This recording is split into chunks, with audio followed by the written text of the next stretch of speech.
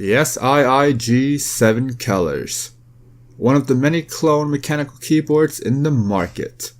I'm Ryojion and welcome to Ryojion Keyboards. I really wanted the wrist rest to be detachable, but it's not. However, it seems like it's not held together all that tightly, so you can saw off the wrist rest if you like it that way. I'll fill you in on the details once we get to the back of the boards. The 7 colors does take a while to get used to, but it's not all that bad and you can turn it off if you really hate the way it looks. I really like the aluminum finish of the board. It makes the board look very premium if you turn off the lights. In a way, this keyboard really reminds me of the E-Blue keyboard.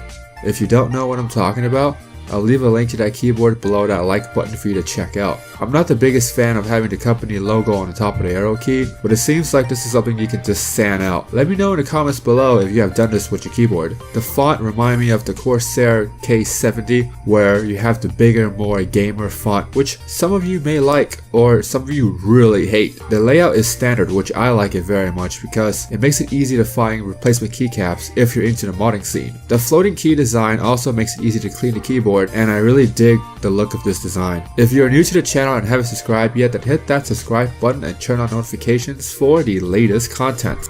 The keyboard uses Outemu blue switches, which is a clone of the Cherry MX Blue, and it's getting really popular. I have seen some people on YouTube prefer it over the Cherry MX Blue. It can be found in the typical copy-paste clone keyboards like this one. I'm not saying that it's a bad thing because there are people that prefer to switch over the MX Blue. Then it must be somewhat good. In terms of reliability, I can back this up because I have the pluggable keyboard for about a year now and nothing is wrong with the keyboard. I have noticed some inconsistency issue, like the number 9 key on the top arrow and the P key is losing their clickiness, but they still work. For this keyboard out of the box, I noticed that the right arrow key and the right control key is almost linear and it doesn't click as smoothly as the other keys.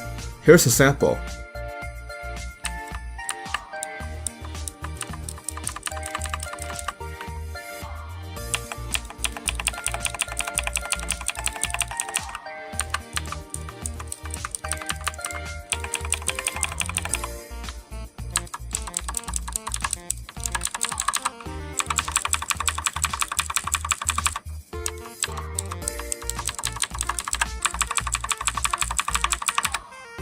This keyboard has Cherry MX stabilizers, which is great for cleaning, but it lacks the crispiness that the Corsair stabilizers have. If you take out the keyboards one by one and clean the keyboard often, then this keyboard is great. But if you hardly clean your keyboard or don't clean your keyboard at all, then the Corsair stabilizers might be a better choice for that extra crispiness. On the other hand, I have seen Corsair stabilizers losing their smoothness over a long period of time, so you might eventually have to clean your keyboard if you plan on keeping it for the long run.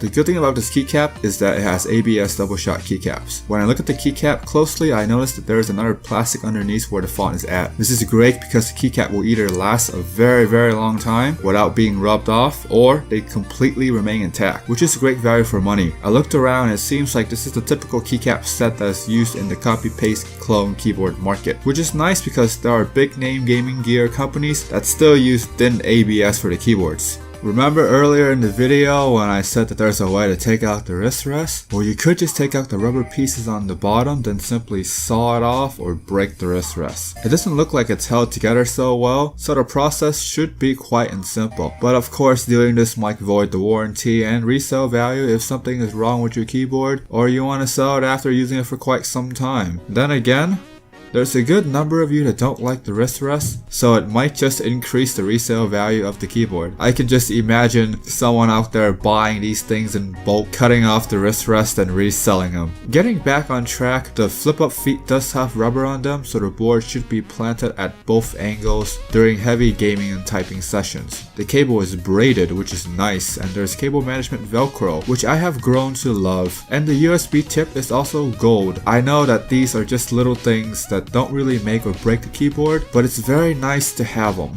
This is the tricky thing because the keyboard is 7 colors, not RGB. Difference between 7 colors and RGB is that 7 color means the keys are stuck with that particular color, while RGB you can change the color of the keys to whatever you want. What I like about the keyboard is that they say it's 7 colors in the box instead of putting RGB only to have people find out that the keyboard is not RGB. Then again, some would say that 7 color keyboards should not exist in the first first place because it's shady and misleading. If someone didn't know any better, they might think 7 colors is RGB. On the bright side, you get lots of effects to go with the lighting, so there is some value to have here. It's not a complete loss. Comment down below and let me know what you think about the 7 color keyboards.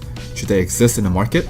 The typing experience on this keyboard was more enjoyable than I thought. I think it's the blend of the keycaps and the switch that makes every keystroke extremely satisfying to the touch. Then again, I'm a huge fan of the clicky switches, so my opinions might be a little bit skewed. The smoothness of the keycap makes transitioning from key to key extremely enjoyable. I was in the middle of doing a video comparison between 2 RGB brown boards when I got this in. After my initial typing test, I was hooked on typing with this keyboard. It could just be the fact that I haven't typed on a blue switch in a while, but there's something to this keyboard that's making it so satisfying. I do find excuses to type on this keyboard, which is one of the best praises I have for a keyboard. If you're into typing and you're on a budget, then this should be in your shortlist. If you're an MMO gamer or someone that does lots of video editing, then this is not the keyboard for you. I noticed that there are G keys on top of the number rows as well, but they're custom lighting options. If you play lots of FPS, then this keyboard is average to below average because you can't double tap as fast as the red switches. But the keys are very comfortable to hold for long durations. If you're into RTS, then this keyboard is also average to below average because it's not light to the point where you can double tap quickly, but it's also not heavy to the point where you won't be making too many mistakes. Typing is where this keyboard shines because the typing experience is extremely satisfying, and I can definitely see myself typing for long durations with this keyboard. Price is always going to change, but you can expect to find this keyboard in the mid-60s, which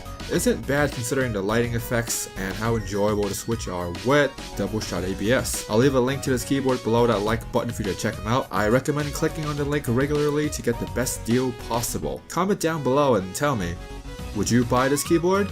I'd love to see what you guys think about the keyboard. If you haven't subscribed yet, then hit the subscribe button and turn on notifications to become part of the mighty notification squad. As always, have an awesome day.